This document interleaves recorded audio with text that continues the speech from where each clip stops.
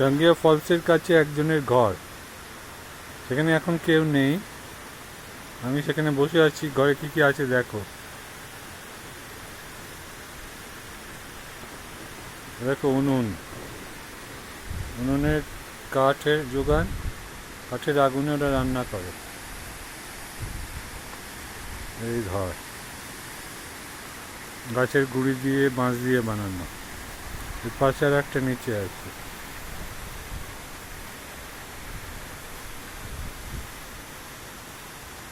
এখানে জল আসে, জল পড়ছে।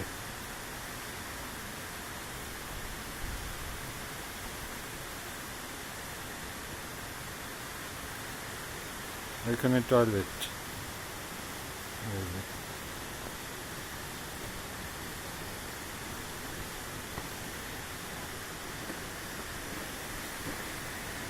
এখান দিয়ে জাঙ্গিয়া ফলসে যাওয়ার রাস্তা নিচে, এখানে গিয়ে ঘুরে এলাম একটু আগে।